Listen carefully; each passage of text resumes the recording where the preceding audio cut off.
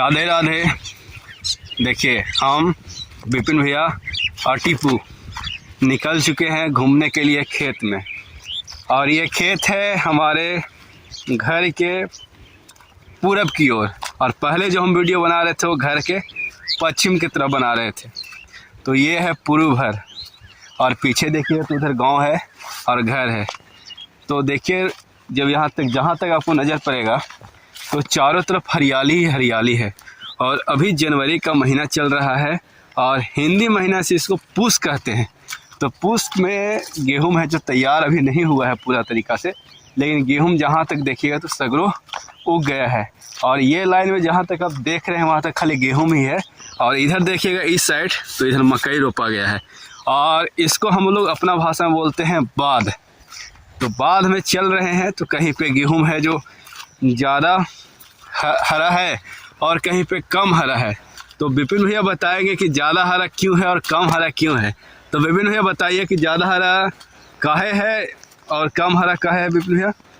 इसमें दिया हुआ है यूरिया खाद, तो इसी के कारण हरियाली छा गया है, और जिसमें नहीं दिया है वो कम हरियाली है। देखिए इसको में देखिएगा तो इसमें ज़्यादा हरियाली है, यानी कि इसको लक हरा है ये, और उससे थोड़ा कम है हरा वो वाला खेत। और ये जो देखिए ये तार दिखाई दे रहा है, इसमें 11,000 का लाइन आ रहा है, बिजली पार हो रहा है। और हम इतना लंबा है कि इसमें आसानी से मेरा माथा फंस सकता है, लेकिन हम दूर के पार हो गए। और देखिएगा तो टीपू कहाँ है, पीछे टीपू, उसका पैर टूटा हुआ है फिर भी हम लोग के साथ चल रहा है। देखिए वो आ रहा है टीपू पीछे पीछे। और इसमें देखिएगा तो ये अभी मकई है जो रोपा गया है एकदम लाइनिंग से। जहाँ तक देखिएगा तो ये लाइनिंग से मकई रोपा गया है, और लाइनिंग से रोपा गया है इसलिए कि पहले जो रोपाता था मकई वो रोपाता था हर बैल से, और अब हर बैल तो देखने के लिए मिलता नहीं है, अब तो ट्रैक्टर चलता है। तो लोग इसको एक रस्सी से करके इसको रोपे हैं। एक पैरेलल लाइन है देखिएगा, तो ये लाइन में रोपा गया है ये मकई जहाँ तक है। और पीछे भी उधर देखिएगा वहाँ पे तो उसमें है सरसों। मतलब ये जो खेत जहाँ तक आप देखिएगा ना, तो ये खेत है जो पूरब साइड में है, हमारे गांव पीछे पथरा है और ये पथरा के पूरब साइड में है। और सामने देखिएगा अगर उस साइड आप लोग को दिखाई दे रहा होगा तो वहाँ पे वो बोहंडी है जो टावर लोका है, वहाँ 2 टावर है वो बोहंडी है। और उधर देखिएगा तो वहाँ पे भग्गर है और दुमहान है उधर। और इधर देखिएगा तो यहाँ पे हरा सब्जी हो रहा है, बैगन ही सब है। तो यहाँ पे आपको हरियाली के साथ साथ बहुत तरह के फसल उगाए जाते हैं, जिसमें कि हो गया गेहूं तो है जो तैयार होगा तो कटेगा अप्रैल के समय। और ये है जो कमर्शियल क्रॉप भी रोपा गया है, जो रोपना है फरेगा उसको बाज़ार में बेचना है, जिसको हम लोग बोलते हैं कमर्शियल क्रॉप। और अभी जो टाइम है वो रबी क्रॉप का टाइम है।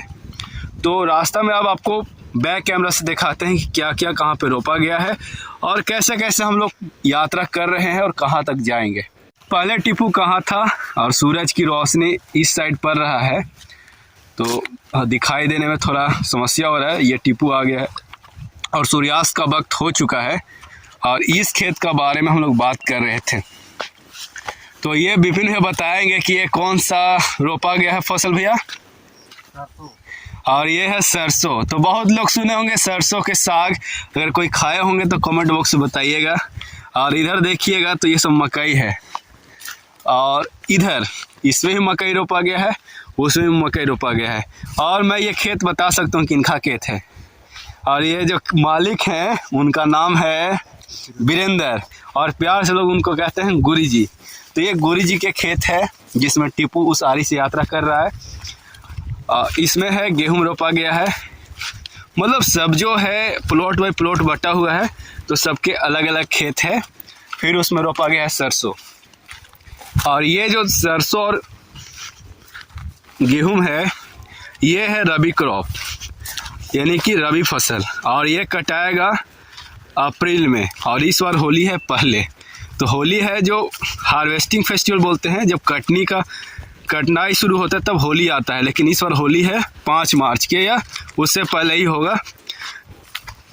हम लोग यहाँ पे बैठते थे, ये मचान है, यहीं पे से मोटर से खेत में पानी बहता है।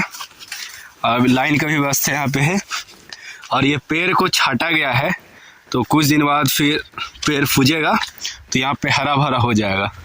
उधर भी देखिएगा तो सामने जो खेत है उसमें भी फसल रोपाया है और बहुत सा फसल रोपाया है। इधर भी देखिए चारों तरफ जहाँ तक भी नज़र जाएगा वहाँ तक है।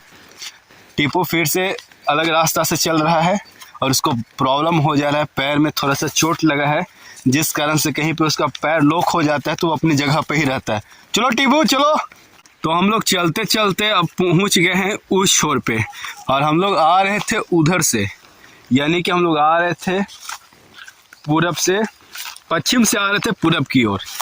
और आगे देखिएगा तो ये सरसों का खेत है, और जो आगे शख्स चल रहे हैं इन्हीं का इधर खेत है, उधर भी खेत है। और इस जगह का नाम अगर बताया जाए तो बहुत लोग बहुत चक्के रह जाएंगे, और इस जगह का नाम है मुरकट्टा।